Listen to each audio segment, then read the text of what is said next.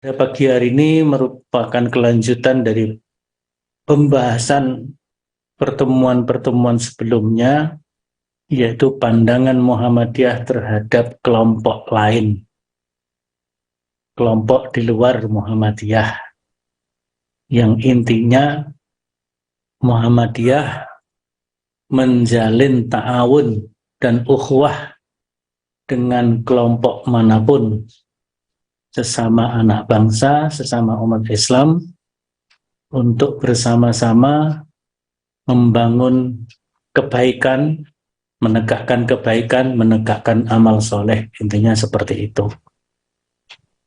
Perkara ada perbedaan-perbedaan, itu yang perlu kita pahami, perbedaan-perbedaan yang ada, tidak perlu dipertikaikan perbedaan-perbedaan itu, tetapi kita pahami saja. Kita memahami perbedaan antara satu dengan yang lain sebagai satu keniscayaan, sebagai satu kekayaan, ya, khazanah. Antara yang satu dengan yang lain ada perbedaan-perbedaan, itu sudah pasti. Justru dengan adanya perbedaan kadang-kadang malah menimbulkan dinamika yang positif, ya. Kemudian juga terjadi fastabiqul khairat, ya. Berlomba-lomba dalam kebaikan. Karena di dalam Al-Quran Allah berfirman, walikulli wijhatun huwa muwalliha fastabiqul khairat. Jadi setiap orang, setiap kelompok, setiap komunitas memiliki arah pikiran yang berbeda-beda yang dimilikinya. Maka satu sama lain Allah katakan fastabiqul khairat, berlomba-lombalah dalam kebaikan. Dalam kesempatan ini saya akan menyampaikan fatwa Majelis Tarjih terkait satu pertanyaan yang disampaikan oleh salah satu warga Muhammadiyah. Yang pertama adalah bagaimana pandangan Muhammadiyah terhadap Hizbut Tahrir atau HTI. Kalau HTI, Hizbut Tahrir Indonesia, secara kelembagaan sudah ditutup, dibubarkan oleh pemerintah Republik Indonesia. Tetapi HT tanpa I, Hizbut Tahrir, yang berkembang di seluruh dunia, yang berawal dari berdirinya tahun 1953 di Palestina, yang didirikan, dipelopori oleh Syekh Taqiyuddin An-Nabhani, tentu HT masih berkembang di mana-mana. Bagaimana Muhammadiyah memahami atau melihat kelompok-kelompok tersebut? Ya, kalau secara umum tadi kita katakan bahwa Muhammadiyah menjalin hubungan yang baik, ta'awun dan ukhuwah dengan kelompok-kelompok Islam yang ada.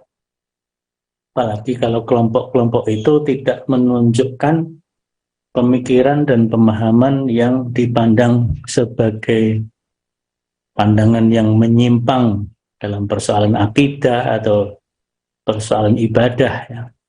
Kalau persoalan ada perbedaan, ya itu monggo saja. Ya. Jadi Hizbut Tahrir ini tadi disebutkan bahwa didirikan tahun 53 oleh Taqiyuddin An-Nabhani di Palestina, kemudian berkembang ke seluruh dunia, termasuk ke Asia Tenggara, bahkan termasuk di dalamnya di Indonesia. Nah, Hizbut Tahrir ini yang paling utama yang menjadi suara mereka adalah mengkampanyekan khilafah. Jadi apapun problem kehidupan, apapun masalahnya kehidupan ini, kehidupan umat ini, kehidupan umat manusia, berbagai macam problem, solusinya satu, yaitu khilafah. Jadi ini salah satu pandangan yang dimiliki oleh HTI. Tapi kita tidak tahu khilafah itu yang dimaksud oleh mereka khilafah yang seperti apa.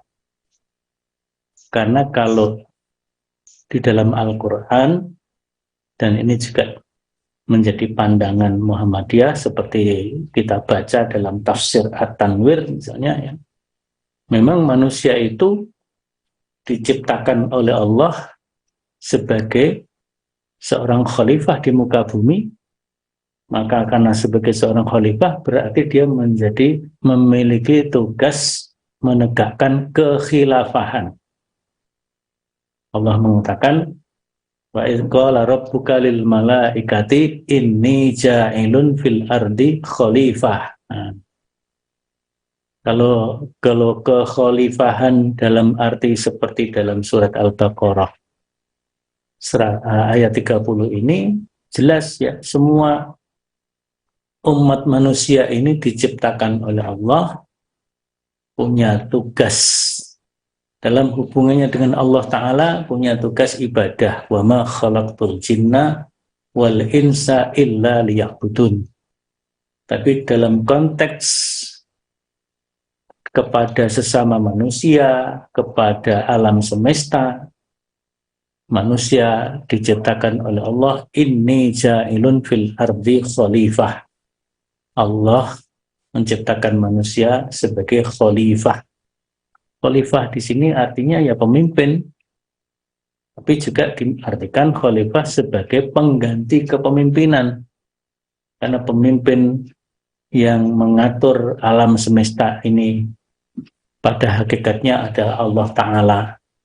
Maka manusia ditunjuk oleh Allah sebagai khalifah, berarti manusia menjalankan tugas-tugas kekhalifahan yang dimiliki oleh Allah Ta'ala dikerjakan oleh manusia ini.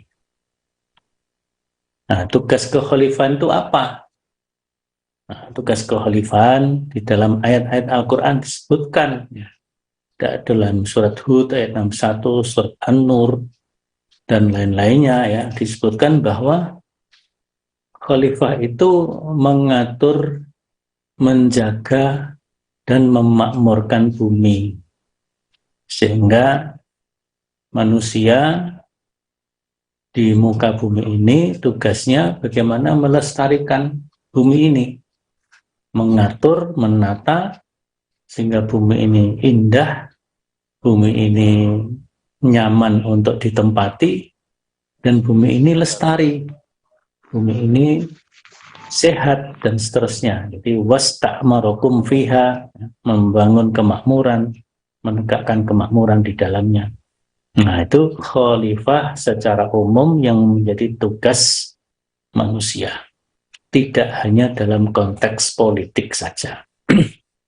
Nah, kelihatannya kekhalifahan yang dipahami oleh HTI ini adalah kekhalifahan dalam konteks politik, sehingga mereka mengkampanyekan sistem politik yang berlaku, yang baik, ya sistem politik khilafah itu. Jadi khilafah sebagai satu sistem politik, maka Hizbut Tahrir diantaranya menolak paham-paham baru seperti paham demokrasi, sosialisme, kapitalisme, dan sebagainya, dan sebagainya. Ini dalam konteks pemahaman khilafah atau kekhalifahan yang dipahami oleh Hizbut Tahrir.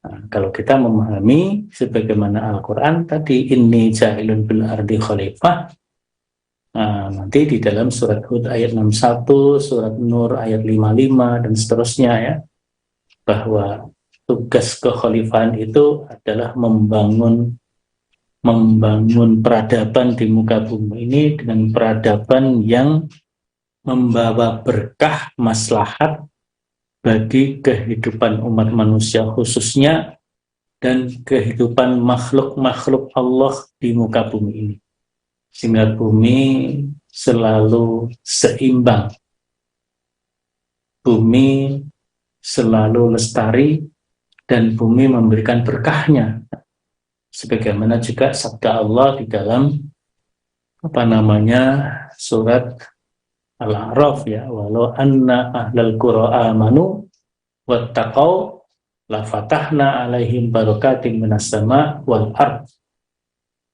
Seandainya penduduk negeri-negeri ini beriman dan bertakwa kepada Allah. Beriman dan bertakwa kepada Allah ini ada dimensi teologis, berarti dimensi hablum minallah, hubungan kepada Allah. Tapi ada dimensi sosiologis, dimensi hablum minan nas, bahkan juga hablun minal kaun, minal alam, ya. Hubungan dengan sesama makhluk, hubungan dengan alam semesta. Ya. Jadi keimanan yang komprehensif, keimanan yang simultan, gitu ya, membawa kebaikan juga bagi para makhluk-makhluk, bagi lingkungan alam semesta. Nah, keimanan yang seperti itulah yang akan membukakan barokah. La fatahna alaihim barakatin minas sama, berkah dari langit, artinya berkah yang datang langsung dari Allah Subhanahu wa ta'ala, wal ard, dan juga dari bumi. Dari bumi berarti dari alam itu sendiri. Karena alam diperlakukan dengan baik, maka alam akan memberikan kebaikan kepada manusia yang diangkat oleh Allah sebagai khalifah. Jadi ini, kalau pemahaman kita tentang khalifah seperti itu, berbeda dengan pemahaman teman-teman kita HTI yang lebih kepada wawasan politik, wawasan politik atau ideologisasi politik. Jadi khilafah sebagai ideologi politik. Di samping itu, di dalam Hizbut Tahrir ada satu pemahaman keagamaan dalam memahami hadis, bahwa Hizbut Tahrir hanya mengakui hadis mutawatir, dan menolak hadis ahad. Nah, kalau seperti ini tentu akan banyak sekali hadis-hadis yang tidak bisa dipakai. Ya, karena mereka berpandangan bahwa hadis ahad memiliki dalalah yang bersifat dzanni, tidak qat'i. Ya. Karena dzanni maka tidak bisa dijadikan landasan. Itu menurut mereka, wallahu a'lam, benar tidaknya. Nah, dari segi literatur yang dicermati oleh tim fatwa Majelis Tarjih seperti itu yang didapati, bahwa Hizbut Tahrir hanya menerima hadis-hadis mutawatir, baik dalam memahami akidah, ibadah, dan sebagainya. Hadis-hadis ahad tidak dipakai. Kalau di dalam kita Muhammadiyah, hadis yang kita pakai tidak hanya hadis mutawatir, hadis ahad juga dipakai selama hadis-hadis itu adalah termasuk dalam kategori as-sunnah al-maqbulah, sunnah-sunnah yang bisa diterima sebagai hujah.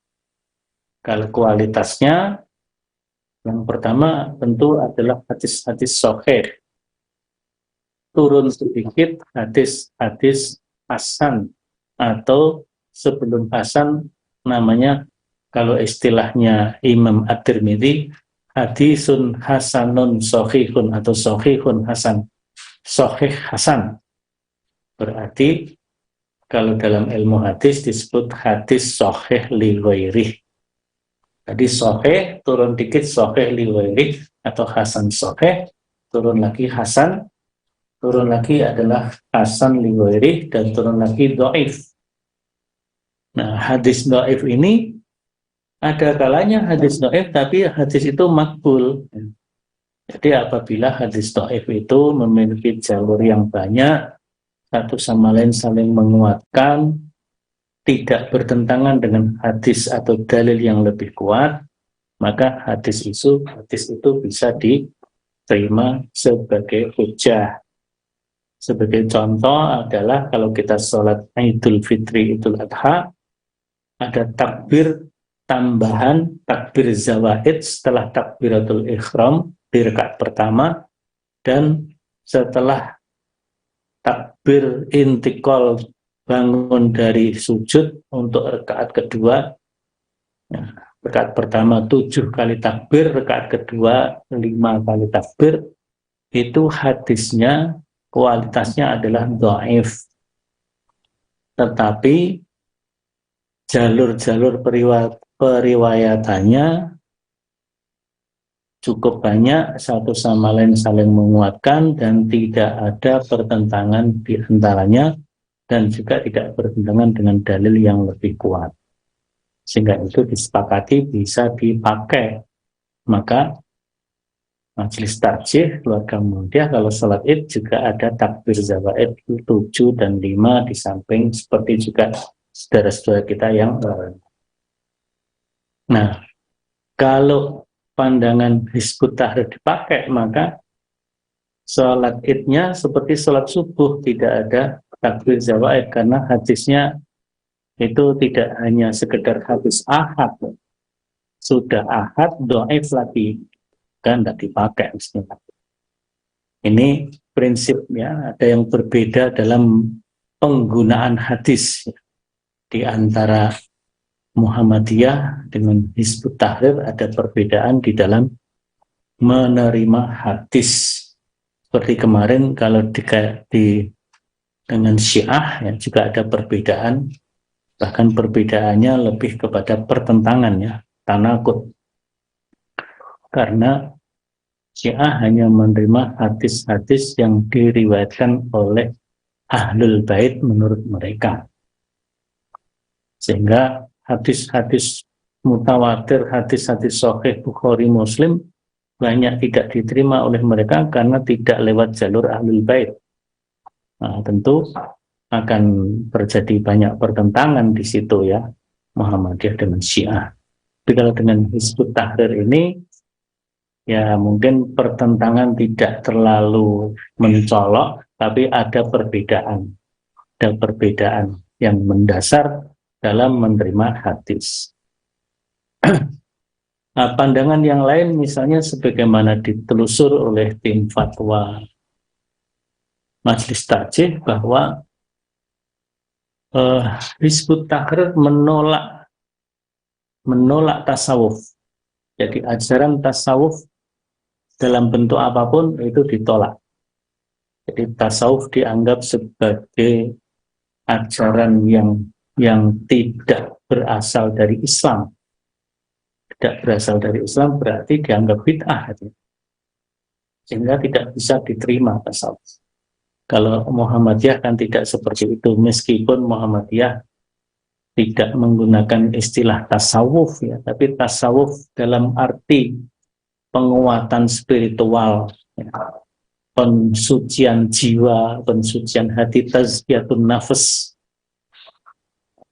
Selama prosesnya sesuai dengan tuntunan Al-Quran dan As-Sunnah, maka itu bisa diterima. Maka Buya Hamka misalnya salah satu tokoh Muhammadiyah, sesepuh Muhammadiyah, ahli tafsir dengan tafsir Al-Azharnya di Muhammadiyah, beliau menulis buku yang sangat terkenal, Tasawuf Modern. Tasawuf modern ini adalah pensucian jiwa, pembersihan hati menurut tuntunan Al-Quran dan As-Sunnah. Menurut tuntunan Al-Quran dan As-Sunnah. Jadi, kalau tasawuf seperti itu, ya diterima, apa-apa. Itu menurut Muhammadiyah. Tapi kalau Hizbut Tahrir, pokoknya ada kata tasawufnya, itu sudah ditolak semuanya. Kira-kira seperti itu. Dalam persoalan perpolitikan tadi, ya, ideologi politik, Hizbut Tahrir kan menggelorakan, mengkampanyekan ideologi politik khilafah. Kalau khilafah dalam arti kepemimpinan yang baik, kepemimpinan yang demokratis, kepemimpinan yang mengangkat permusyawaratan untuk kemaslahatan rakyat, maka itu baik-baik saja. Maka sebenarnya kepemimpinan politik di Indonesia pun bisa dikatakan bagian dari kekhalifahan. Apalagi kerajaan-kerajaan kita dulu sebelum Indonesia merdeka, kerajaan Demak, kerajaan Pajang, kerajaan Mataram, kemudian berkembang ada Kesultanan Yogyakarta, Kasunanan Surakarta, Pura Mangkunegaran, Pura Pakualaman, semuanya menyatakan bahwa raja-raja itu merupakan Khalifatullah Panotogomo. Dan misalnya Raja Yogyakarta itu adalah Sultan misalnya Hamengkubuwono, ya, itu ing alogo Panotogomo Khalifatullah gitu. Begitu juga Sunan Pakubuwono yang berkuasa di Kasunanan Surakarta. Nah, dan itu waktu Kongres Umat Islam tahun 2007 yang lalu, Hamengkubuwono ke-10 menyatakan bahwa Kesultanan Yogyakarta yang merupakan kelanjutan dari kesultanan-kesultanan sebelumnya, Mataram, Pajang, Demak, itu merupakan kepanjangan dari kekhalifahan Turki Utsmani. Nah, artinya kan kepemimpinan dalam arti yang baik, yang mengutamakan kemaslahatan rakyat, kemaslahatan umat, itulah khalifah. Ya, inni ja'ilun fil ardi khalifah. Maka Presiden Republik Indonesia sekarang pun bisa disebut sebagai Khalifatullah, ya, Khalifah Allah. Maka Presiden bersumpah demi Allah menjalankan tugasnya untuk kemakmuran rakyat, untuk memperhatikan kemaslahatan rakyat. Nah, maka dalam konteks ini, dalam konteks politik ini, Muhammadiyah memang tidak seperti teman kita HT Hizbut Tahrir yang mengumandangkan istilah khilafah, tapi kita mengikuti kesepakatan bersama, konsensus bersama nasional kita. Maka di dalam Muktamar ke-47 di Makassar, kita menyatakan bahwa negara Republik Indonesia, negara Pancasila, adalah Darul Ahdi Wasyahadah. Negara hasil konsensus bersama, itu Darul Ahdi. Kemudian Wasyahadah, negara tempat kita berkiprah, negara tempat kita berjuang untuk kebaikan bangsa dan negara, serta seluruh rakyat yang ada di dalamnya. Nah, itu pandangan Muhammadiyah. Jadi disinilah titik-titik persamaan dan titik-titik perbedaan. Titik-titik persamaan dan titik-titik perbedaannya. Dalam konteks tertentu sebenarnya HTI atau Hizbut Tahrir Indonesia, ya, meskipun memang mengedepankan istilah khilafah, tapi kan di dalam kiprahnya dalam konteks Indonesia, mereka juga memperhatikan perundang-undangan yang berlaku di Indonesia. Selama ini belum ditemukan bahwa HTI misalnya ingin mengganti ideologi Pancasila dengan ideologi khilafah. Wallahu a'lam. Itu yang ditemukan. Ya, intinya memang terdapat perbedaan-perbedaan ada hal-hal perbedaan antara Muhammadiyah dan HTI dalam memahami agama, dalam memahami politik, termasuk dalam penggunaan hisab dan ru'yah misalnya.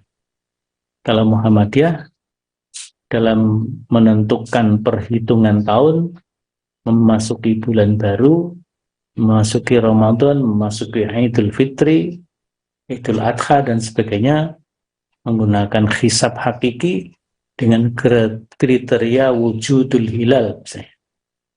Sementara kalau HTI tidak menggunakan hisab, tapi menggunakan ru'yat, dan yang dipakai adalah ru'yat global.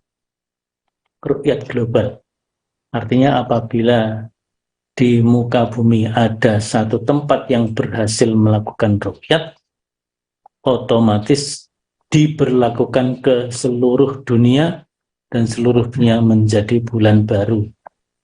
Ini mungkin sisi-sisi perbedaannya. Maka di dalam hal ini ya bagaimana kita memahami perbedaan yang ada, saling menghormati satu sama lain dalam konteks ini. Tapi kan secara kelembagaan HTI sudah tidak ada di Indonesia. Kalau secara paham keagamaan, wallahu alam mungkin masih ada karena secara global Hizbut Tahrir masih eksis di dunia ini. Nah, ini yang pertama tentang Hizbut Tahrir. Yang kedua adalah tentang tarekat, terutama tarekat Siddiqiyah. Jadi tarekat ini merupakan salah satu kelembagaan dari tasawuf ya. Kalau tasawuf itu sebenarnya kan cara untuk mensucikan jiwa dengan tata cara tertentu. Kalau dalam ajaran Al-Quran dan hadis ya dengan ibadah, dengan sholat 5 waktu, dengan puasa, dengan taqarrub ilallah, bermunajat kepada Allah. Tetapi dalam tasawuf ada yang menggunakan tarekat tertentu, tata cara tertentu. Dengan hierarki guru, ada mursyid ya, gurunya disebut mursyid. Nah ini tarekat Siddiqiyah juga begitu. Jadi tarekat Siddiqiyah ini sebuah tarekat yang menisbahkan tarikatnya ini kepada Abu Bakar As-Siddiq. Kenapa disebut tarekat Siddiqiyah? Mereka menisbatkan tarikatnya itu kepada Abu Bakar As-Siddiq. Jadi menurut mereka tarekatnya mengikuti cara Abu Bakar As-Siddiq. Tapi kan apakah betul ya? Apakah betul mengikuti Abu Bakar As-Siddiq? Nah, mereka kan menggunakan hierarki kepemimpinan ya, yang disebut mursyidnya, ada mursyidnya. Dan mursyid utamanya yaitu Kiai Mukhtar Mukti yang ada di Desa Losari, Kecamatan Ploso, Kabupaten Jombang. Nah, apa hubungan Kiai Mukhtar Mukti itu dengan Abu Bakar As-Siddiq? Ya, tentu masih sangat jauh kan gitu kan. Jadi di sini ya itu, tapi mereka berusaha untuk mendekatkan diri kepada Allah dengan mengikuti tata cara yang diajarkan oleh Kiai Mukhtar Mukti tadi, yang dinisbatkan kepada tata cara Khalifah Abu Bakar As-Siddiq. Allahu alam ya, apakah seperti itu? Tapi yang jelas dalam tarekat-tarekat itu ada perilaku-perilaku ibadah, perilaku-perilaku yang bersifat ubudiyah yang ya dalam hal tertentu tidak memiliki dasar-dasar dalil yang kuat ya. Artinya dirujuk kepada hadis-hadis Nabi tidak ketemu. Jadi itu diantara tarekat-tarekat yang ada termasuk tarekat Siddiqiyah nih. Maka tarekat Siddiqiyah ini yang kemudian menjadi sebuah organisasi Siddiqiyah yang dijiwai dengan menunggalnya keimanan dan kemanusiaan, dan organisasi ini memiliki tujuan untuk menjembatani, memfasilitasi gerakan perjuangan para anggota tarekat tersebut. Jadi tarekat ini kemudian diorganisasikan sebagai sebuah ormas, namanya organisasi Siddiqiyah yang disingkat dengan Orsyid. Orsyid. Nah, ada beberapa ajaran dalam tarekat Siddiqiyah ini. Yang pertama adalah doktrin teosofi. Jadi di sini antara tasawuf yang berhubungan, berkaitan dengan filsafat. Maka ada unsur tasawuf falsafinya. Ada tasawuf falsafinya. Tapi ada tarekatnya. Jadi ada tata caranya, olah jiwanya. Kemudian yang kedua, ada pandangan tentang kemanusiaan dan kebangsaan, karena sudah melembaga dan berkiprah di masyarakat sebagai bagian dari bangsa Indonesia, mereka mencoba mengembangkan pandangan tentang kemanusiaan dan kebangsaan juga. Ada doktrin teosofi, yang dimaksud di sini adalah konsep yang menggambarkan kebijaksanaan ketuhanan terkait dengan upaya manusia untuk membangun hubungan yang harmonis dengan Tuhannya. Jadi ada konsep dalam tasawuf Jawa, misalnya ada konsep manunggaling kawula Gusti. Dalam konteks ini tarekat Siddiqiyah dalam batas-batas tertentu hampir menyamai itu. Jadi kesatuan antara hamba dengan Tuhannya. Nah, kalau di dalam kita kan tidak kesatuan, tapi kita taqarrub ilallah, kita mendekatkan diri kepada Allah. Jadi antara khalik dan makhluk itu bisanya adalah taqarrub, mendekatkan diri kepada Allah dengan menjalankan segala ibadah yang dituntunkan sesuai dengan tuntunan Al-Quran dan As-Sunnah. Nah, jadi di sini. Nah, jadi ajaran teosofi yang dikembangkan dalam tarekat Siddiqiyah ini mengarah kepada sebuah, di satu sisi sebuah filsafat hidup yang menjadi pedoman mereka. Mereka menyatu bersatu dengan zat Tuhan yang Maha Pencipta, tapi juga sekaligus teosofinya diarahkan kepada bagaimana manusia melakukan teknik-teknik menyatu dengan Tuhan yang ditempuh dalam bentuk ritual-ritual zikir dan sebagainya. Nah, ritual-ritual zikir itu diciptakan, diajarkan oleh guru atau mursyid mereka tadi. Kalau ditelusur dalil-dalilnya dalam Quran dan Sunnah, wallahu a'lam, seperti apa. Jadi pokok pangkal ajaran tarekat Siddiqiyah karena menyatu dengan Tuhan, mendekat dan menyatu dengan Tuhan adalah la ilaha illallah. Jadi tidak ada ilah kecuali Allah Ta'ala, dan kalimat la ilaha illallah dalam perspektif tarekat ini memiliki banyak nama.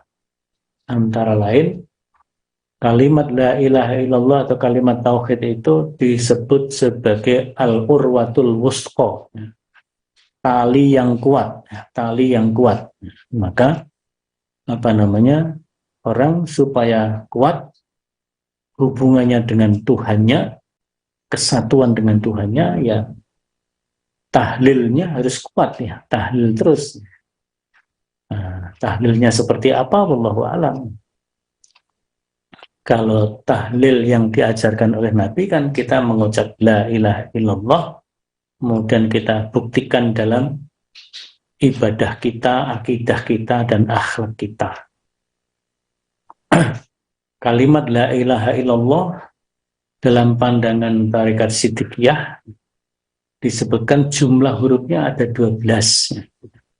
Kemudian menurut mereka memiliki kaitan dengan kehidupan manusia, di mana usia manusia semalam itu 12 jam, usia manusia di siang hari 12 jam, usia manusia dalam 1 tahun 12 dan seterusnya dan seterusnya. Tidak ada kata henti dari kata 12 itu ya. Jadi ini ada unsur otak-atik gatuknya juga gitu ya. Nah, jadi ini tarekat Siddiqiyah. Kemudian juga tarekat Siddiqiyah dijumpai ada ajaran 8 kesanggupan yang menjadi pedoman dan filsafat hidup mereka. 8 kesanggupan itu diantaranya adalah sanggup taat kepada Allah Ta'ala, sanggup taat kepada Rasulullah dan bakti kepada Rasulullah, sanggup taat kepada orang tua, bakti kepada ibu bapak, sanggup bakti kepada sesama manusia, sanggup bakti kepada negara Republik Indonesia karena berada di Indonesia, sanggup cinta tanah air Indonesia, sanggup mengamalkan tarekat Siddiqiyah, sanggup menghargai waktu, dan seterusnya. Jadi ini ya saya kira kalau isinya baik-baik saja. Selama itu merupakan kebaikan, maka ya silahkan saja. Tapi ada hal-hal yang perlu ditelusur di dalam mengamalkan tarekat itu. Kalau dilihat dari dalil-dalil Quran Sunnah seperti apa. Oleh karena itu, Muhammadiyah memang tidak menetapkan pada tarekat tertentu. Ya. Muhammadiyah tarekatnya ya tarekat Al-Quran dan As-Sunnah gitu ya. Berbeda dengan tarekat yang lain seperti tarekat Siddiqiyah, tarekat Naqsabandiyah dan sebagainya dan sebagainya.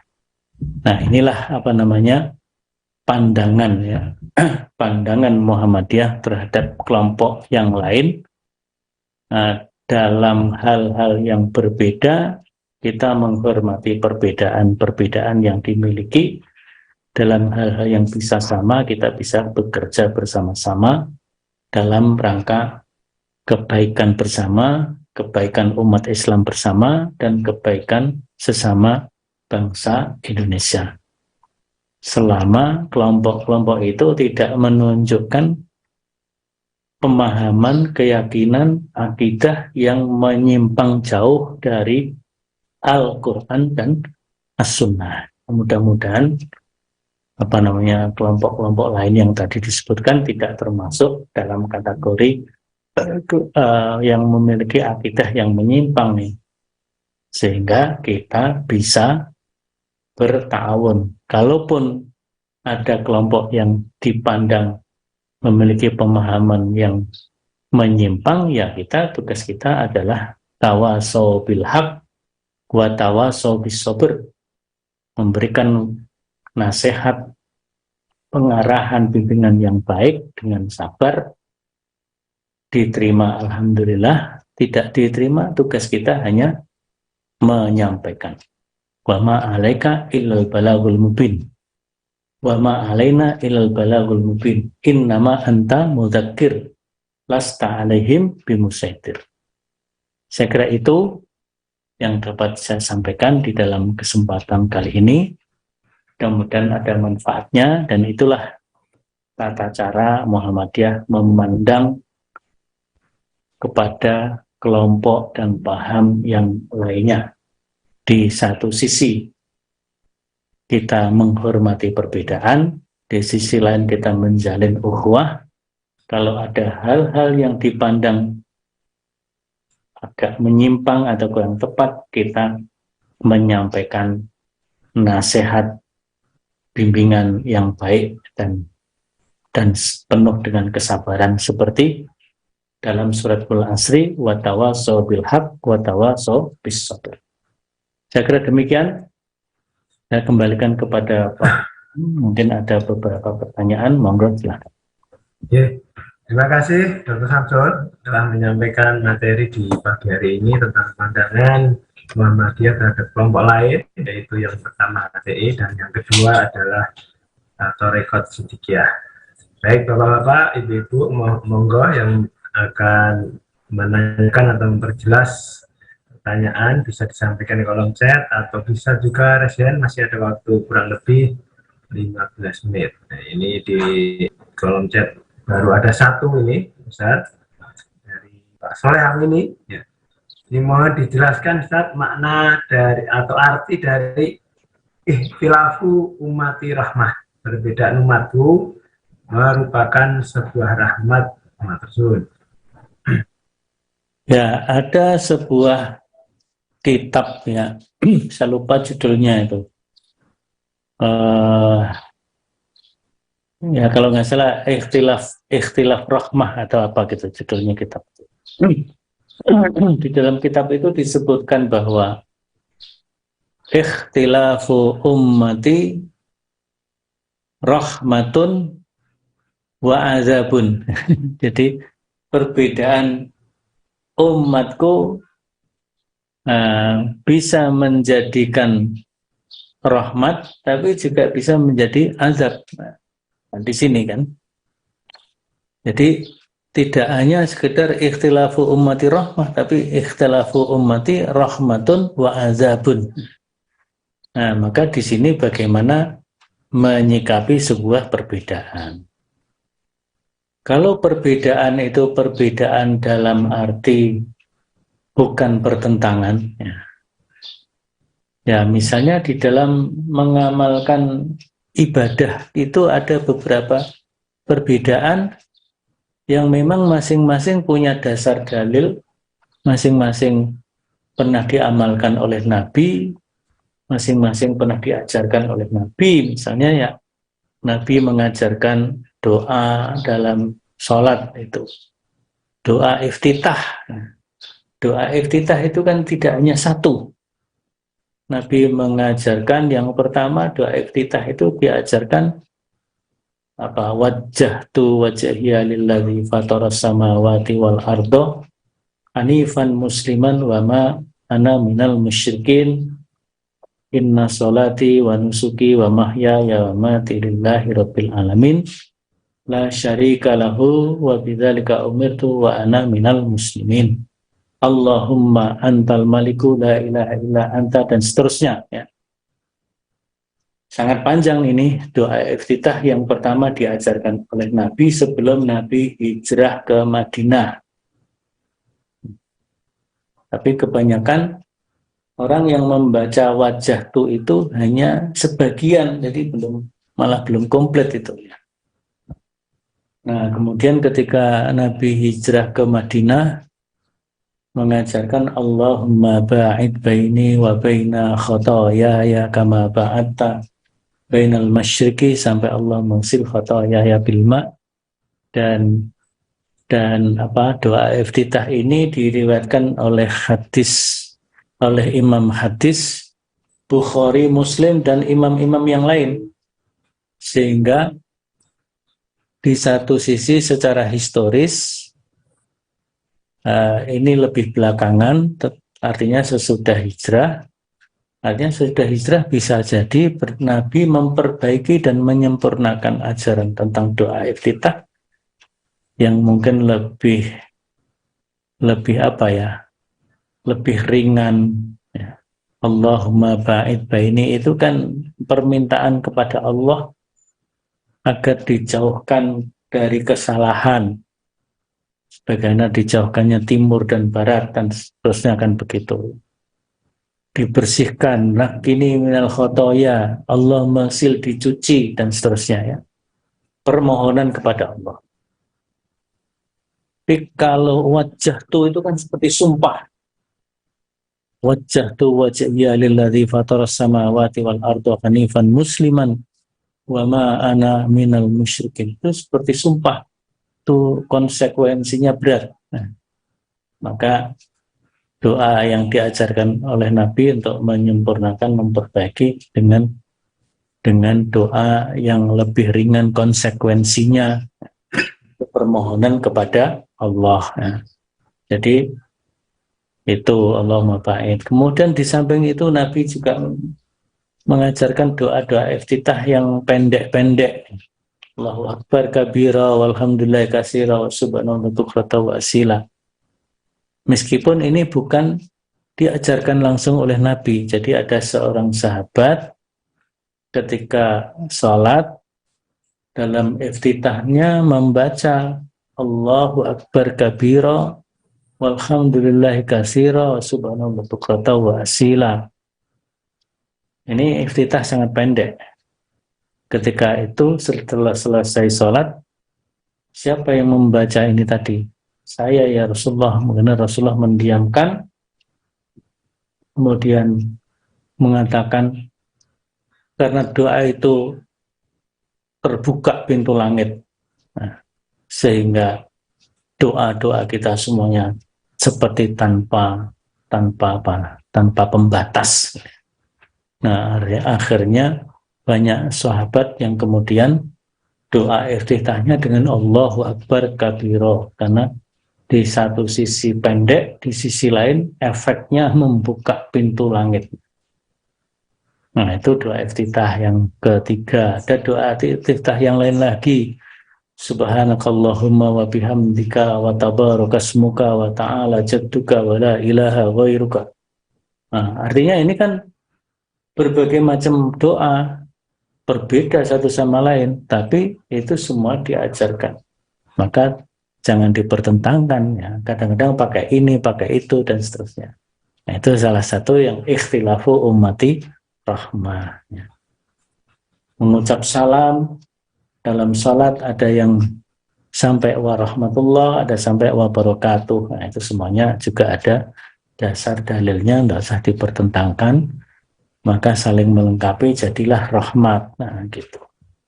Banyaklah perbedaan-perbedaan yang disikapi dengan cara yang baik, maka itu akan menjadi rahmah, bukan menjadi azab. Tapi kalau cara menyikapi perbedaan justru dipertentangkan satu sama lain,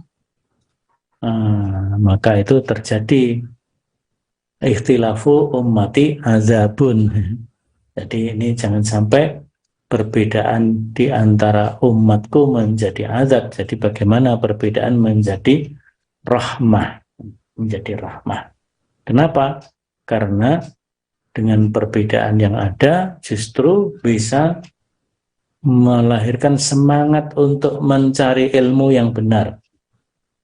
Kok ada yang seperti ini dalilnya, doanya ada yang seperti itu, doanya ada yang seperti itu. Ini dasarnya dari mana? Maka ada semangat meneliti dalil. Oh, ternyata seperti ini. Oh, ini ternyata ada dasar historisnya, prosesnya gitu ya. Oh, ini ternyata diajarkan sebelum hijrah. Oh, ini ternyata diajarkan sesudah hijrah. Oh, ini ternyata di antara sahabat mengamalkan kalau sholat wajib iftitahnya dengan membaca Allahumma ba'id baini wa baina khotoyaya dan seterusnya. Kalau sholat sunat yang dibaca wajjahtu wajhiya lilladzi fataras samawati wal ardh. Kalau sholat sunat dibaca Allahu Akbar kabira. Kalau sholat sunat dibaca subhanakallahumma wa bihamdika wa tabarakasmuka wa ta'ala jadduka. Kalau sholat khafifatain iftitahnya subhanallahi dzil malakut wal jabarut wal kibriya wal azamah. Akhirnya kan dengan perbedaan yang ada dorongan untuk meneliti. Oh, ternyata seperti itu sejarahnya. Sehingga kalau kita tahu saudara kita iftitahnya kok Allahu Akbar kabira, iftitahnya kok wajahtu, iftitahnya kok Allahumma ba'id, iftitahnya kok subhanakallahumma, itu berarti mengamalkan semua yang dituntunkan, diajarkan, dan yang dibenarkan oleh Nabi Shallallahu Alaihi Wasallam. Nah, itu kira-kira Pak Soleh Amini Yahman tentang ikhtilafu ummati rahmah. Jadi bagaimana menyikapi perbedaan dengan cara-cara yang baik, menghormati perbedaan yang ada, bahkan sampai bisa meneliti dalil-dalilnya, kan begitu. Oh, bisa diketahui. Maka kita bisa kadang menggunakan ini, menggunakan itu, dan seterusnya. Oke, mohon Bapak Ibu mungkin kalau masih ada pertanyaan bisa Perlu Ustaz. di kolom chat, sementara belum ada pertanyaan.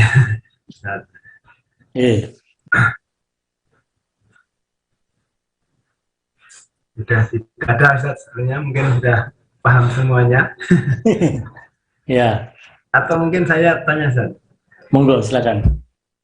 Bentuk-bentuk kerjasama ya mungkin tadi dengan beberapa kelompok ini mungkin seperti apa mungkin Muhammadiyah selama ini yang mungkin pernah dilakukan, apakah terhadap dua kelompok itu juga pernah begitu?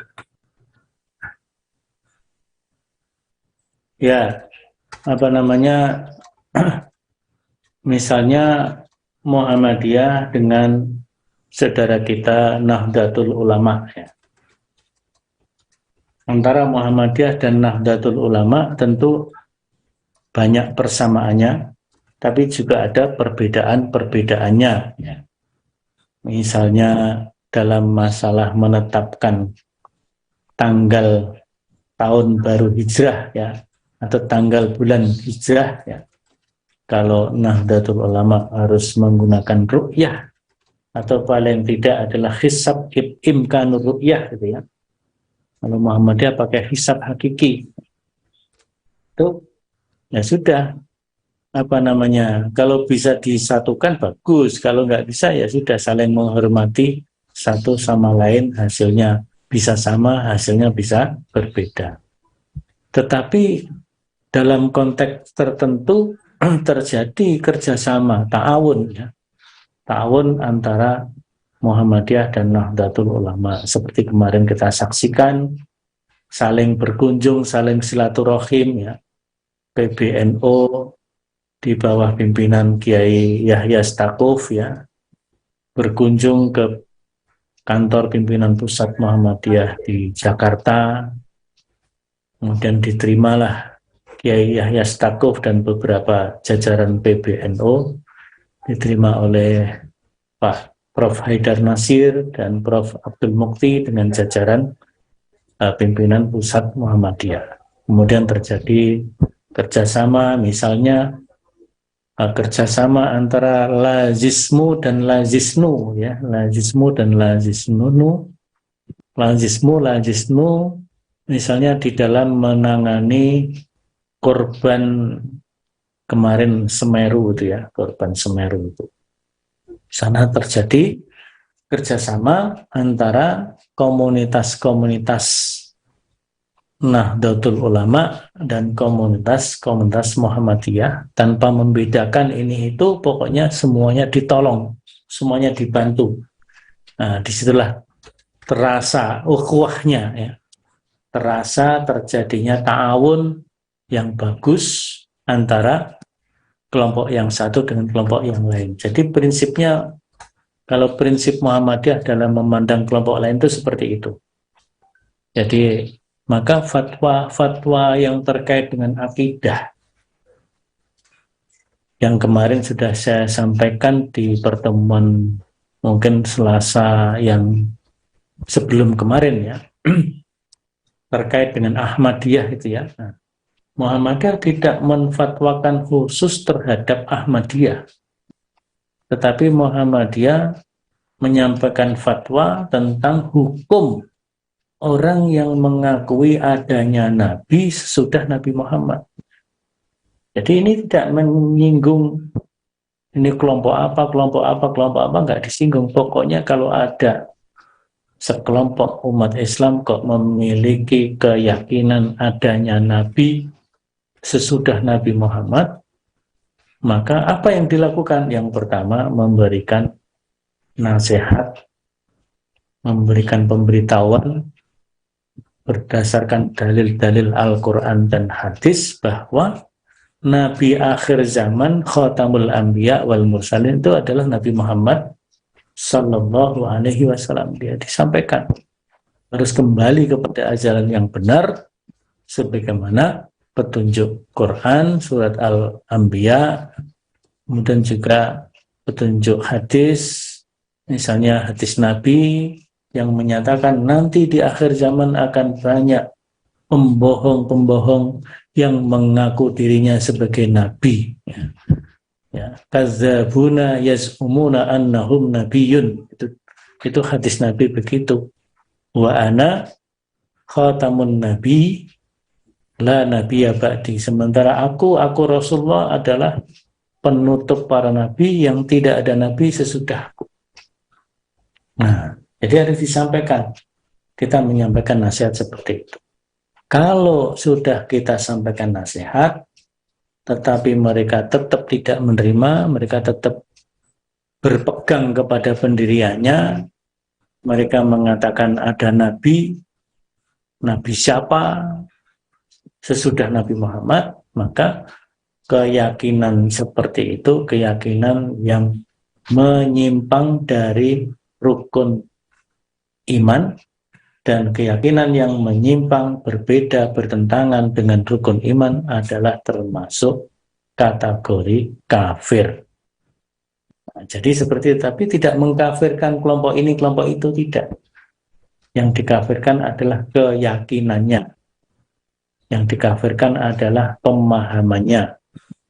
Kalau memiliki keyakinan dan pemahaman seperti itu, maka itu termasuk kategori yang masuk kepada kekafir.